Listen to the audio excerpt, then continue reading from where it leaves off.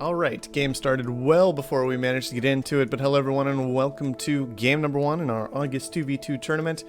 This game we've got Gameslayer and PBhead up against Polina and Polished Noxie. I don't know if our players came up with team names this time, and so we're just going to call them by their own names for the time being. PB is already determined a spot that he likes, going to choose Scientific in this nice patch of iron down in the southeast corner. I don't mind that at all.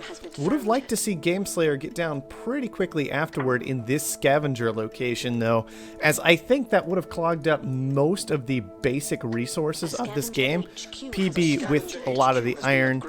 Gameslayer could have taken this carbon spot, just grabbed some water, some silicon, something like that as a robot, and pretty easily been ready to press forward, but that's not what's going to happen. So we are going to have Scientific Robotic up against Scavenger. Gameslayer is going to be the last one to hit the board, and it looks like he is going to choose to go straight into Power.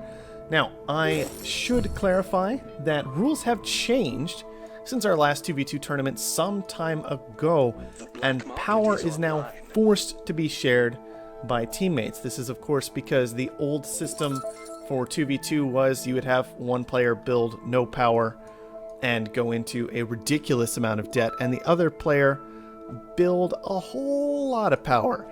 And so one player would basically just suicide as hard as they possibly could to feed the other player, who would then become so powerful that they could knock out a mediocre player on the other side pretty easily. And so both teams would end up having to go for this ridiculous power strategy, and the whole game just devolved into whoever managed to get the most money from power quickly, and that was boring. So it's not how the game works anymore, hopefully. Now, we can still see that Gameslayer has gone for a bit of a power play here, but he does have to pay for PB power costs himself first. So he'll eventually be making some money from that, but it won't be the quite insane amount of money that we would have seen previously. The black market is open for business. Alright, that said, let's see. We're looking at Polished Noxie's got quite a lot of aluminum spread all across the map. That might be a bit excessive on the aluminum coming in. That's 6 aluminum per second from Noxie. Probably a bit of an unreasonable amount realistically, but it can work okay. And you can see that Noxie and Polina are doing well when it comes to upgrades. You can also see that PB, he did start with a very, very large amount of debt in order to get down quickly and get to build all these steel mills. They're very expensive steel mills right now as well, costing a whole lot when it comes to power, and steel itself not very expensive at all. It will provide plenty of steel for Gameslayer and PB to both upgrade, but PB has got to be a little bit nervous about the fact that he already has so much debt so early this game. Yep. Mutinies being tossed around. Let's see.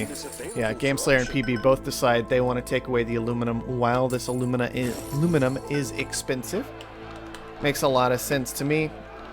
Unfortunately for them, of course, they are dealing with fighting 2 scavengers when it comes to use of the black market. Now, black market doesn't look particularly exciting this game. We've got Cook the Books, Hologram Spy, so that's taking up 3 slots already, effectively. And then Pirates, which could be useful against PB, depending on what he does this game as a scientist. And then Power Surge, Network Virus, Mutinies, and Goon Squads. There's something to get aggressive with there, but it's not ridiculous. It's not an out-of-control black market in favor of the scavengers this game, I would say. Chemicals being fought over by both teams as they did start expensive, but I imagine that putting down this many chem refineries, 2 for one team, 3 for the other, is going to knock the price down very, very quickly, and so I expect we won't see that price stick around for too long. Unsure exactly how these players are going to proceed through this. This is the interesting thing about having 2v2 be so different. 2v2 used to be insanely fast because it would just kind of devolve into 2 powerful 1v1 players against each other, and so whoever got that slight edge would just knock the other over immediately, because that gap was just exacerbated by the fact that it was 2 headquarters against 2 headquarters. But now, games might be going on a bit longer. You can see it doesn't look like either team is really making a play to get aggressive and buy someone out quickly. And so we might see a bit of a longer game here. And all of that to say, chemicals might recover in price before too terribly long. Let's see, it's also worth noting that both players, both teams, are just sharing all of their resources full time. Which I don't know if that's the best idea if you're making something like food, for example. As it does look like food is being shared between these two players. You know. And I do wonder if that debt consumption of food, I feel like it would still be the case where that debt consumption of food would be taken away because, let's say, for example, that Polina isn't making any food. And so they have a debt of food to pay, right?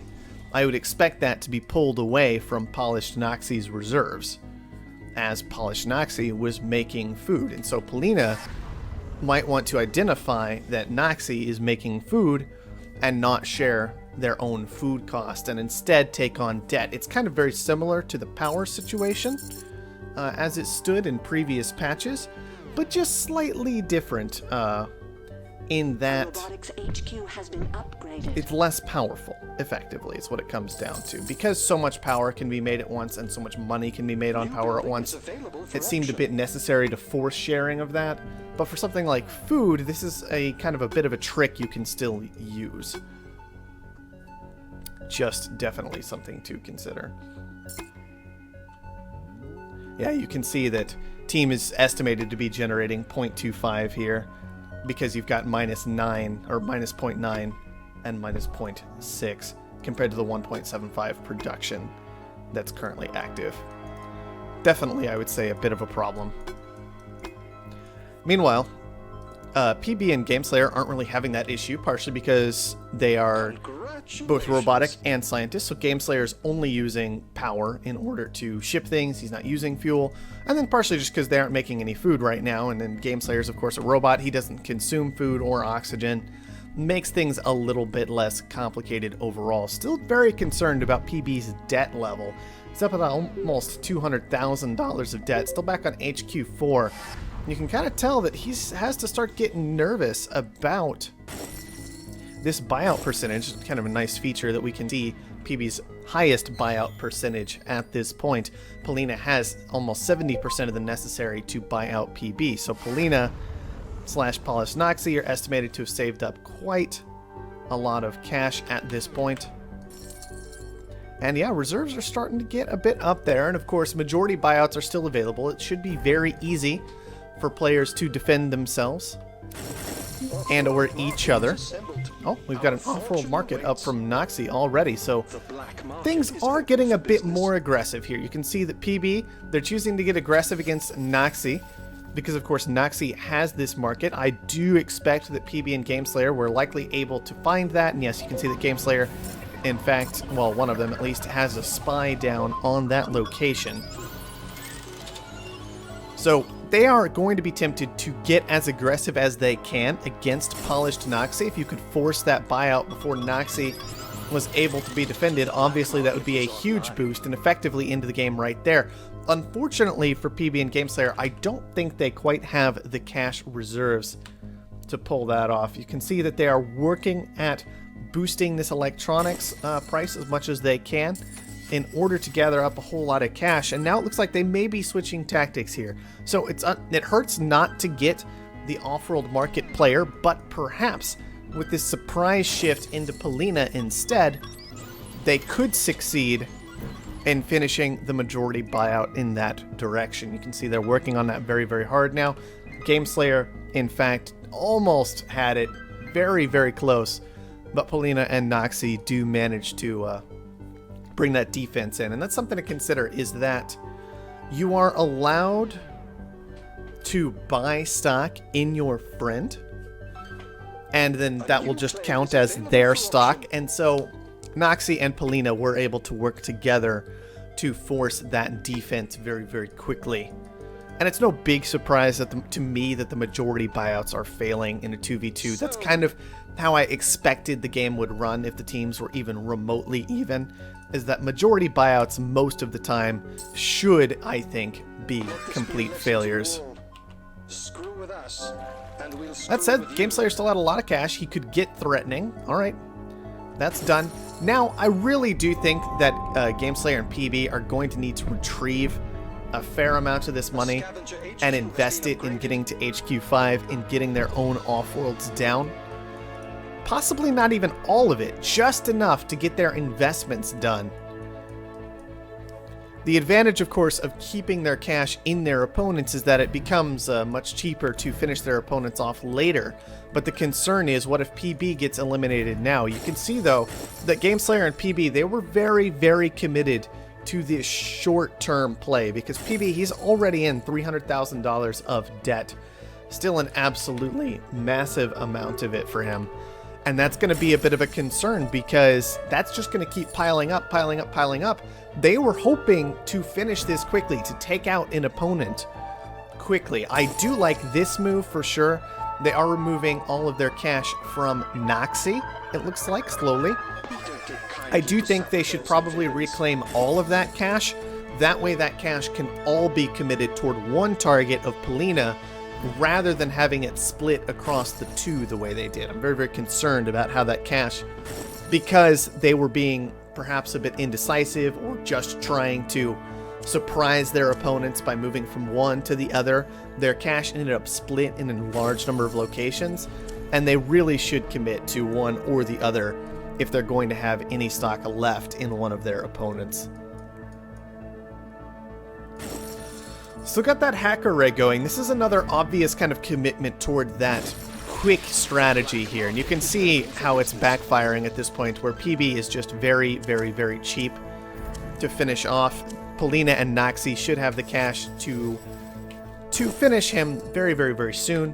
PB is going to have to make sure that he has basically, that Gameslayer has taken everything from him before this buyout comes through, as this buyout should be finished very, very soon. Noxy should have enough before too long. We're looking at maybe one more launch in order to finish this buyout.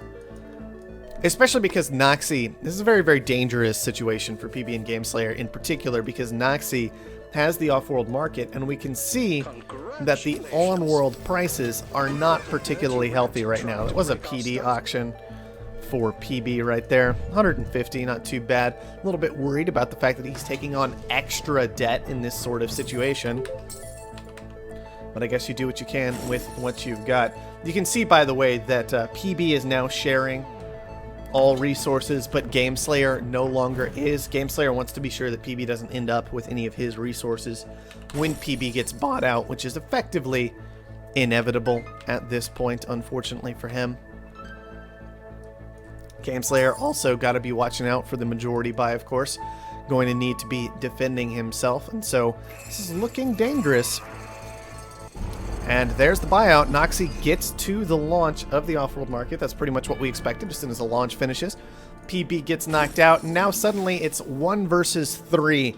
So things are looking very unlikely to swing Gameslayer's way from here. You can see that he doesn't really have a huge amount of cash. He is trying to use maybe that last little bit of a shortage from the hacker array that just got deleted, because of course PB is now a subsidiary,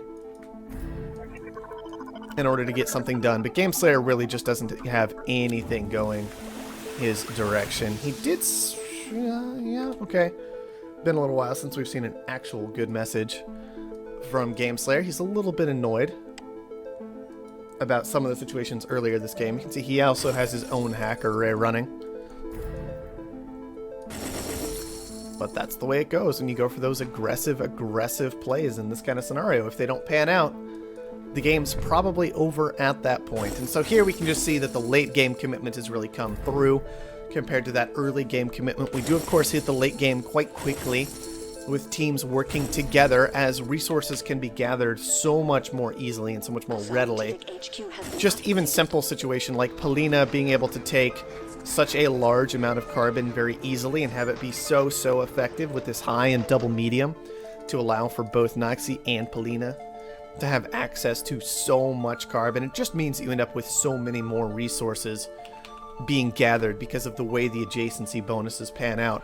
And so I'm not too surprised to see the late game play win here. That's basically what I'm saying. Once we start to think about it, it does make sense that with additional resources coming through, and being able to move to those late stages so quickly and keep those on-world prices a bit lower, I'm not surprised to see that the commitment to the off-world did pan out, as I can see it being very, very difficult to succeed in majority buyouts in the 2v2 game mode as it currently stands.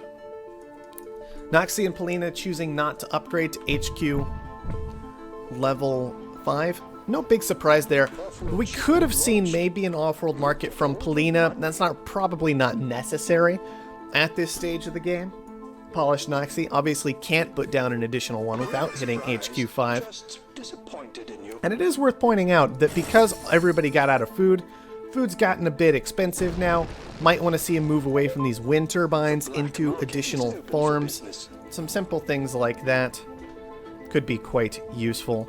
I do believe that was a circuit overload just attempted against a potential goon squad that turned out to not be there, so Gameslayer might be looking to get aggressive with a mutiny with power surge proper. Oh no, sorry, excuse me. It was a network virus. No, it was a circuit overload. It's just it was an additional circuit overload, not an actual network virus. Like I told you guys, I'm a bit tired today, and I do apologize for that. Gameslayer is doing the best that he can to stay in this game, going after the relatively weak Polina.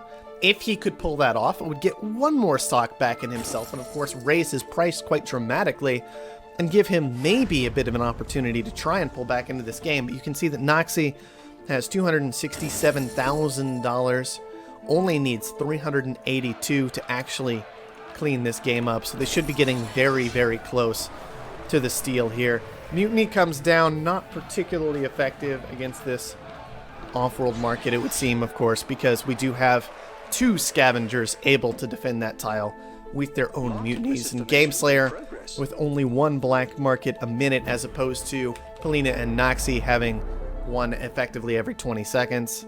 Really no big surprise that Gameslayer is going to get knocked out of this one just a little after we hit the day 7 mark. So Noxie and Polina, maybe with a bit of an upset to start things off. You see Gameslayer and PB, you're expecting really big things, but Polina and Noxie, they're showing that they have an idea of what they're doing. This very particular game plan coming through worked out quite well for them, and they are going to pretty easily end up taking round number 1.